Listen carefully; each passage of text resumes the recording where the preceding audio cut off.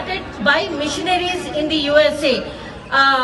When she started giving the money, the other missionaries who knew that education was very important in India, they started coming forward and donating the money, because you see, just with some lakhs of rupees, it cannot be built.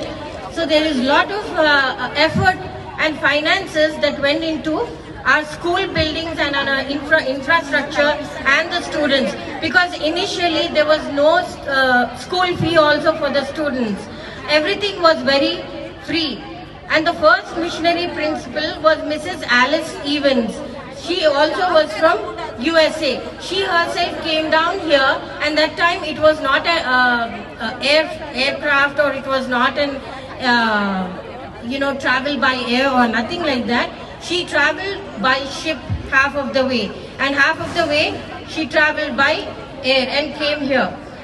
Also, the WSS division, they also donated the lot of amount to school. What is WSS? WSS is nothing but Women's Society of Christian Service.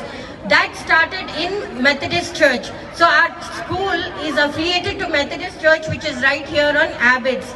So those women from USA, they also came together and they said, okay, we are going to sell some goodies. We are going to raise up money, like a fundraiser they did for the school. And it was also women who started this school on a very strict basis and a commitment basis. And also, our school started in February in 1896 with just 2 students and 1 teacher. Can you imagine, just 2 students and 1 teacher? But they never lost hope. They thought, doesn't matter if we have 2 students today, but tomorrow we'll have 200, 2,000. Like that, our school grew in thousands and thousands until recently, for some years, that it has come down in numbers, I heard. But we all have the privilege to make it growing again, because we are blessed. We want to bless others also, isn't it?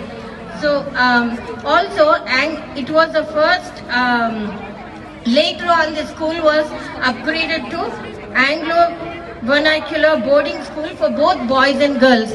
So before, the school also had boys in this school, because it was just starting and they wanted to have both for boys and girls.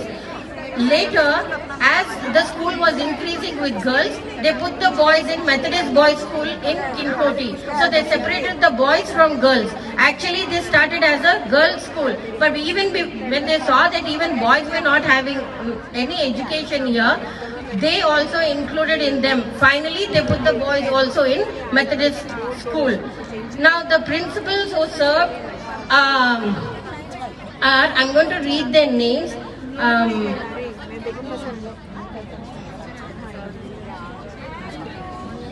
From the beginning,